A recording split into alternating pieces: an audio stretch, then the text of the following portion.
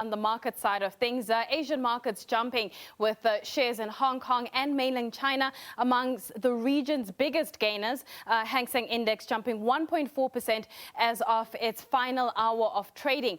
Mainland Chinese shares closed higher, with the Shanghai Composite up 1.1% and the Shenzhen component gaining about 1.4%. So that is what the picture looks like on my screen. However, when we look at what's happening on the European side, those stocks were muted this morning.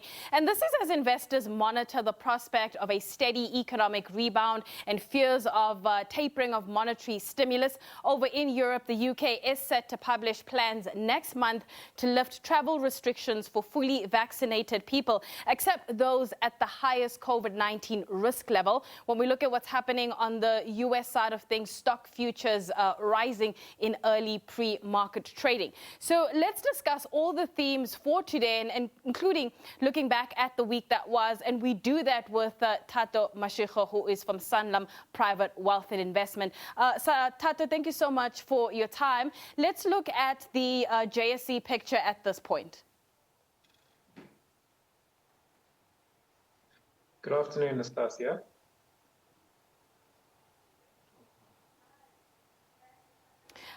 Let's have a look at what's happening on the JSE side of things. How's the market looking?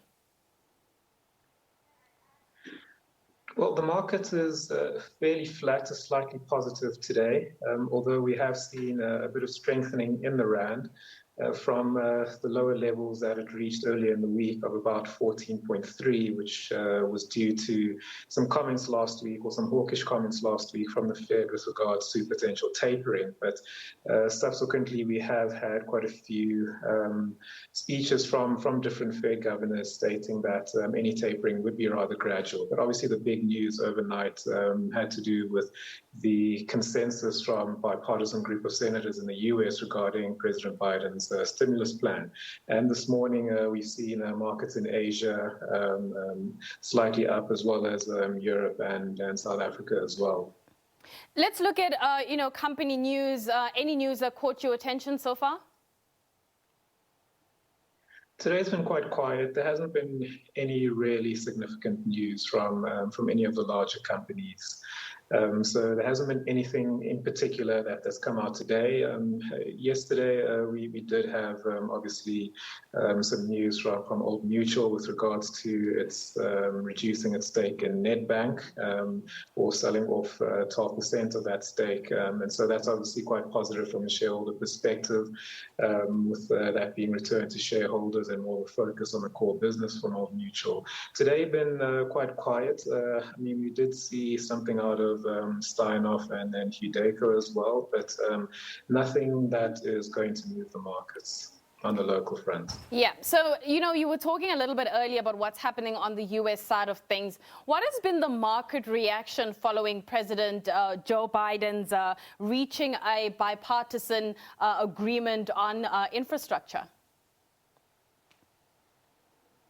It's been quite positive and well received by the market generally, because such an agreement obviously does bode well for certain sectors which may plug into that infrastructure drive, given global supply chains. So starting from commodity producers in countries like Brazil, South Africa, and Australia, going to manufacturers in East Asia, and then all the way to consumer and retail companies in the US, as well as construction companies. So there are some benefits. Although the quantum of those benefits is still to be digested and debated. Of course, the headline figure of $1 trillion includes existing maintenance infrastructure, so only about $580 billion of new infrastructure spread over the next 8 years. So just under $100 billion per year, and the bulk of that going into road, rail, bridges and broadband, we're led to believe. But of course, this isn't signed into law, and there will still be further negotiations in Congress and in the Senate. And so we'll have to wait and see what the final agreement looks like. But from a sentiment perspective, it is quite positive. All right. The one thing that is coming out today is the Fed's preferred measure, which is core PCE. And if we've looked at the inflation figures, recently, they've surprised to the upside. If this one surprises again, what do you imagine the market reaction to be to that, do we come back to the idea of inflation not being transitory? Well, I've leaned towards the view that it may not be as transitory as the market as a whole seems to perceive. And we did see from the Fed's dot plot last week that there's a divergence in views in terms of the FOMC committee. Whereas if you look back to Q1 this year, the majority of members felt that there wouldn't be any need for rate hikes until 2024. Whereas now, the majority feel that there will be some rate hikes in 2023, and you do have a significant minority that thinks there should be rate hikes in 2022. And so that's a dramatic movement in the space of 3 months. Yeah. And if we were to see further rising numbers from core PC today, right.